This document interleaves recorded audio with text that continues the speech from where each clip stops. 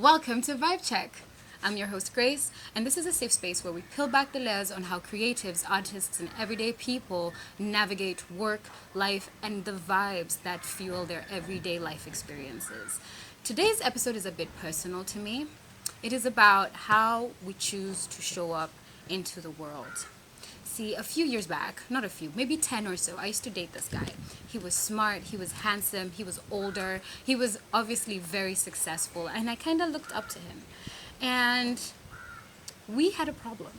You see, we had different routines, right? So he would wake up in the morning, he'd put on CNN or Al Jazeera or Bloomberg, and at 6:30 in the morning, he's already pissed off at the world because the world is burning and it kind of affects him somehow. Maybe I didn't get it, because for me, I would wake up in the morning and my first intention was to make sure that I have the best day ever.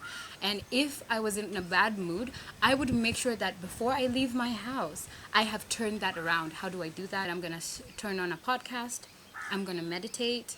I'm going to exercise. I'm going to pray. Sometimes all four, just to make sure that I step into the world as the best version of me.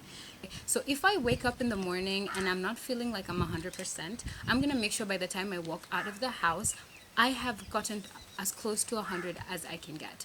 This was such a problem for me, to the point where he gaslit me into believing that the fact that I was not tuned in to what was happening into the world and letting that whatever was happening into my world dictate how I entered the world meant that there was something wrong with me. And I believed him. This is why we're sitting here today. I truly believe that this man who was successful, who was so smart. He was one of the smartest people I have ever dated. And the fact that he would tell me that there was something wrong with me made me feel like there was something wrong with me, to the point where I actually let him dim my lights.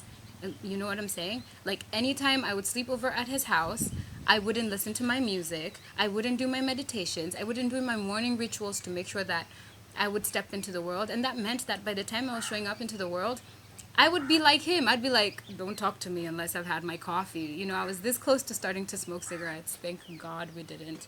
But my point is, he was the one who was wrong. He had no right to make me dim my light. He didn't make me do anything too, actually. I did it myself. I wanted him to like me so much. I wanted him to fall so much, so deeply in love with me, that I was willing to change so many parts of myself to fit into the small, miniature, tiny box that he left for me. Because he would take up space, right? He was a man that would take up space. And then he would leave me this much. And I was like, I wanted to be around him so much that I was like, I can fit in that. I can fit in that. And I tried to fit in that. And that just led to me dimming my own light. It is very important that you don't dim your light. Mostly to appease a man. Okay?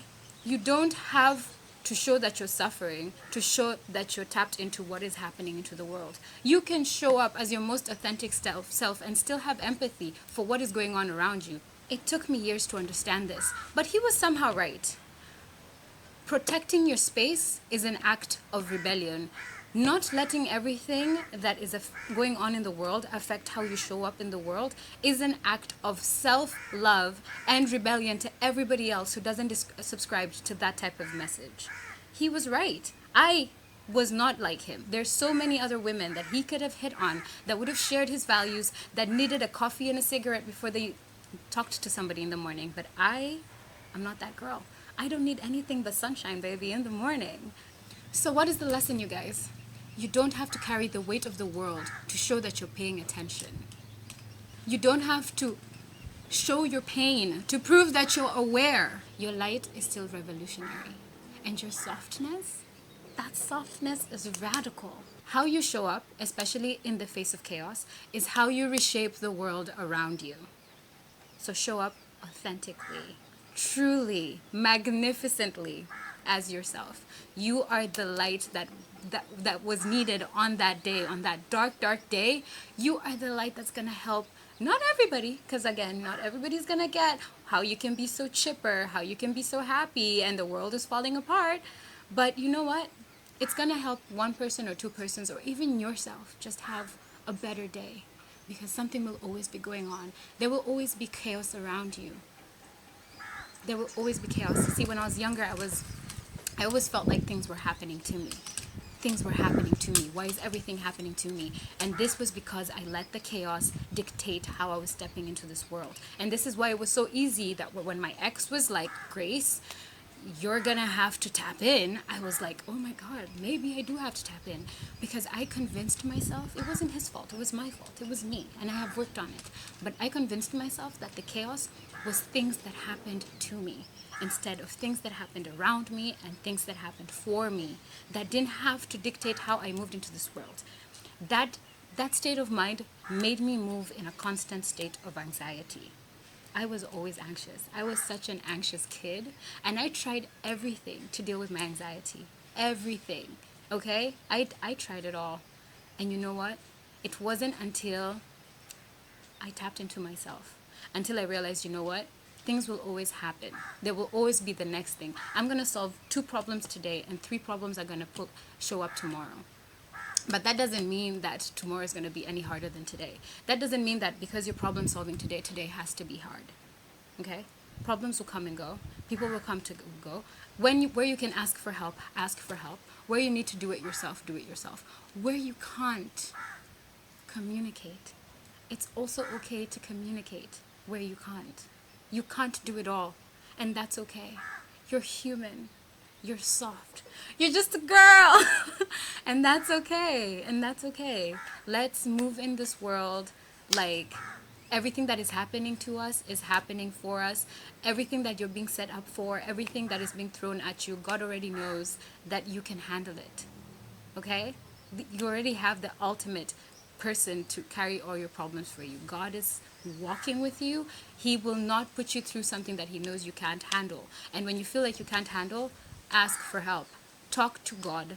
Talk to the people around you that you trust. Find a mentor. Find a mentor. And a mentor is somebody that has done things that you look up to. Don't just choose somebody because of proximity. That's how we get into bad relationships. Find somebody. It could be worldwide. Don't limit your beliefs. Find somebody that has the life that you feel like you want. Reach out to them on LinkedIn, on Instagram, anywhere. Okay? They might not write back, but they might.